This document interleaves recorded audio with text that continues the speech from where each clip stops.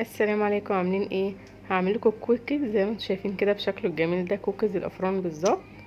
ويمكن كمان احلى في البيت بمقادير سهله جدا، وبالزيت من غير سمنه ومن غير زبده ومن غير ما تتعبوا نفسيكم وتروحوا تجيبوا كيلو 100 جنيه و80 جنيه.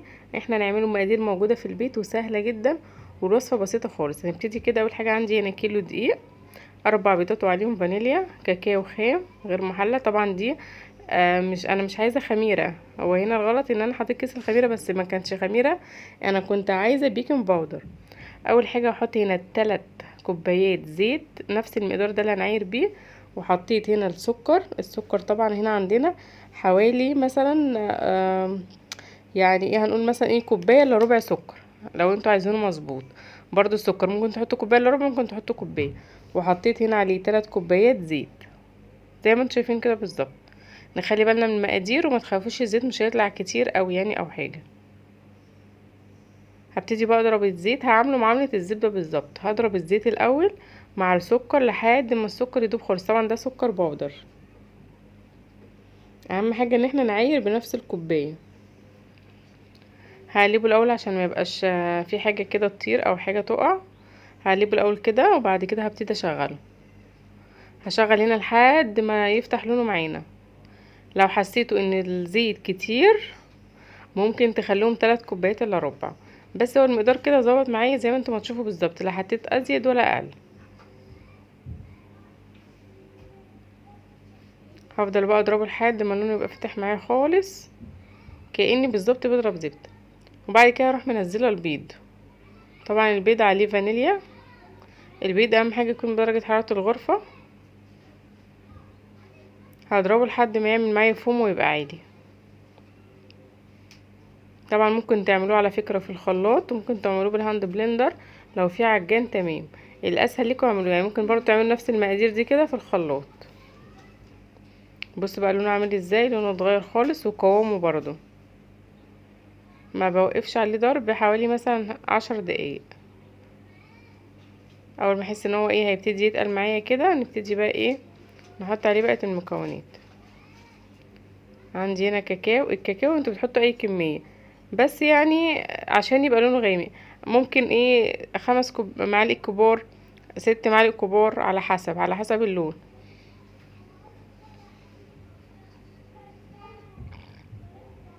اقلب مع الكاكاو.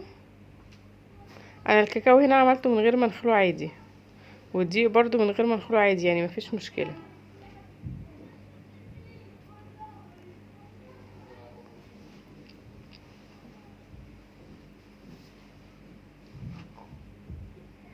ضربته كده كويس. شايفين لون الكاكاو بعمل ازاي؟ طبعا الكاكاو ده اسباني اللي هو غير محلى. هقلبه بقى كده والم الباقي اللي هو كان مطرطش بره ده. كده يعتبر اهم مكونات معانا كده خلصت. عندي بقى طبعا هنا البيكنج باودر. الكيس اللي معانا بتاع الخميره ده اتحط معانا بالغلط. هبتدي بقى اروح حاطه الكيلو كله، دي مقادير كيلو. لو انتوا هتعملوا اقل ممكن تعملوا اقل من الكيلو، مثلا تعملوا نص المقادير. فضيت هنا الكيلو كله.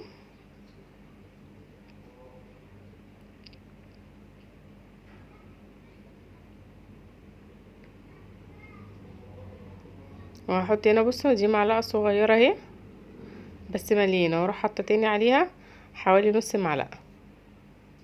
هو كده كده مش هينفش معانا، بس البيكنج باودر بيديله برضو قوي. هنبتدي بقى ان احنا نقلبه كده. مش هضربه تاني علشان ما يعجنش معانا، انا يدوب بس هقلبه. شايفين ابتدى القوام بتاعه يتقل، واللون بتاعه اللي احنا عايزينه، من غير عسل اسود ومن غير سكر بني، من غير اي مسميات تانية او ان احنا نعقد نفسينا. عشان مكوناته، هي مكوناته سهلة خالص في البيت.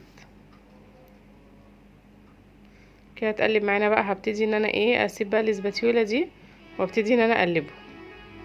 بصوا بقى شكله عامل ازاي. انا يا دوب بقى بقيت اجيب من تحت لفوق واقلبه بس علشان اضمن ان هو بقى كله لون واحد والبيكنج باودر يتوزع فيه كله. انا ما بعجنش، انا بقلبه بس. العجينه ما شاء الله ريحتها حلوه، ما فيهاش، بصوا انتوا هتحسوا ان هي فيها لمعه بس ما فيهاش زيت زياده. يعني انا مهما اعمل بيها اهي مفيش حاجه طلعت منها او حاجه. بص شكله بقى عامل ازاي، ما شاء الله جميل، ولا شقق معايا ولا حاجه. وبرضه لو حسيتوا ان الزيت كتير ممكن تلغوا منه 3 4 معالق. كده خلاص اهو الشكل بتاعه النهائي. هيبقى عندي بقى شوكليت شيبس، احطه بقى فيه كده، وابتدي بقى ان انا اوزعه في الصاج وارصه بقى، واكون مشغله طبعا الفرن قبلها بشويه على درجه حراره 180. بسيبه في الفرن في الرف الوسط. شايفين ده كده قبل ما احطه كده. وزعته عليه خلاص الشوكليت شيبس كله اهو.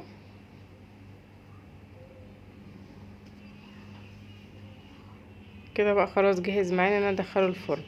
هدخله بقى بيقعد مثلا حوالي 10 12 دقيقه، وطبعا على حسب كل فرن.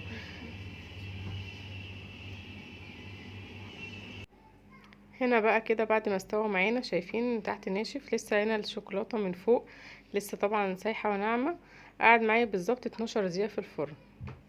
بصوا ماسك نفسه وشكله زي اللي في الاسواق بالظبط، بصراحه تحفه. هنبتدي بقى نرصه. طبعا اهم حاجه تمشي على حسب المقادير، المقادير دي اللي بتوصلنا لكل حاجه. حطيته هنا، بص بقى شكله جميل. والكيلو عمل معايا كميه قد ايه، ما شاء الله كميه كبيره طبعا، غير اللي يتاكل واحنا بنصور. فما شاء الله جميل وطعمه حلو مظبوط، مش مسكر خالص، ومفيهوش زيت كتير زي ما احنا ما عملنا. فلو عجبتكم بقى الوصفه، يا ريت بقى تشتركوا في القناه وتفعلوا زر الجرس عشان يجيلكم كل الفيديوهات اللي انا بنزلها، وتعملوا شير للفيديو. انا عملته كده، ده كده من ضمن حلويات العيد.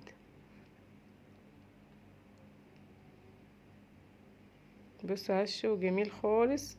طبعا انا بسيبه بعد كده بينشف، يعني بحطه في مكان لحد ما ينشف خالص عشان ما يبقاش طري قوي. وبالهنا والشفا.